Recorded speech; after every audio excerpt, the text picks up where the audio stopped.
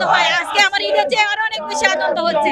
আমার ছেলেমেয়েরা কামায় খাওয়ালে অত খুশি তা খুশি আমি। কালকে রাতে 10:30 গাড়ি তুলছি, মানে আমরা এত কষ্ট করে আইছি, এত কষ্ট হয়েছে, আমরা পরিশ্রম নাই বাবু ভাই মানে জামিন পাতে আমরা আনন্দ বুক বাসে যাইতেছি। আমরা এর উপরে কোনো কথা নেই, এত কথা কয়ে দরকার নাই। আমরা বাবু ভাই আনন্দতে মানে বাইরে জেলখানাটা বাইরে নিতে আমরা আনন্দে বুক করবো না, গোলাপ ফুলের মতন দেবো ফুটে বা বুঝছি। আমার ছেলেমেয়েরা কামায় খাওয়ালে অত খুশি তা খুশি আমি। এত আমার আনন্দ লাগে বলার বাহুর। আর কোন কথা না, আমার বাড়ির পাশে বাবুর ভাইয়ের মানে ওই বাড়ি, আর আমরা মদন থানা আমাদের 2 নম্বর ইউনিয়নে আমরা অনেক আনন্দিত। উনি মুক্তি পাইছে, উনি হচ্ছে আমাদের দেশের গৌরব, আমাদের জনগণের গৌরব, আমাদের বিএনপির একজন বড় নেতা, এবং আমাদের তারেক জিয়া গৌরব, খালেদা জিয়ার গৌরব। উনি মুক্তি পেতে আমরা অনেক খুশি। আশাবাদী ছিলাম যে উনি অবশ্যই মুক্তি পাবে, কারণ মানুষকে তো চিরজীবন আটকায় রাখতে পারে না, উনি ইনশাল্লাহ মুক্তি পাবে। আওয়ামী লীগ সরকার যে জুলুম অত্যাচার করছে, বিএনপির প্রত্যেকটা কর্মী হচ্ছে ওনাদের শিকার, এগুলো সম্পূর্ণ মিথ্যাবাদী। উনি 17 বছর জেলখানাতে যে কষ্ট করছে, হ্যাঁ, এটা কখনোই এই ঋণ শোধ করার মতো না।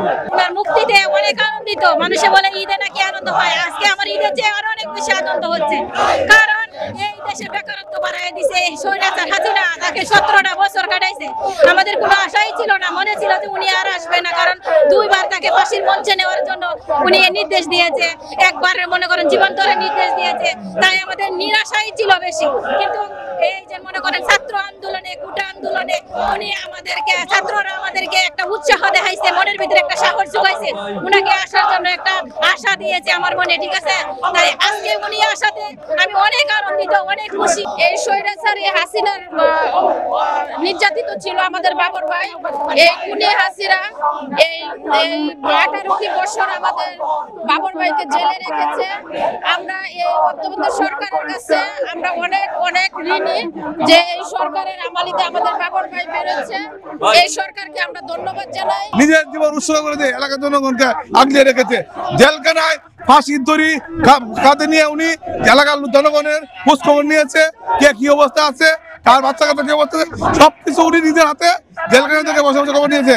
আমরা কোনোদিন ভাবি নাই যে এই বর্তমান যে অন্তর্বর্তীকালীন সরকার প্রতিষ্ঠিত হবে, এটা আমরা কখনো ভাবি নাই।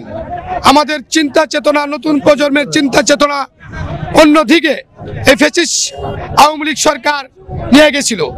কারণ তাদের এই ফ্যাসিস্ট এজমকে দীর্ঘস্থায়ী করার জন্য প্রশাসনকে ব্যবহার করে বিচারালয়কে ধ্বংস করে দিয়ে একবারে ফরমাশিয়া রায় মাধ্যমে অন্যায়ভাবে আমাদের প্রিয় নেতাকে জেলে আটকে রেখেছে।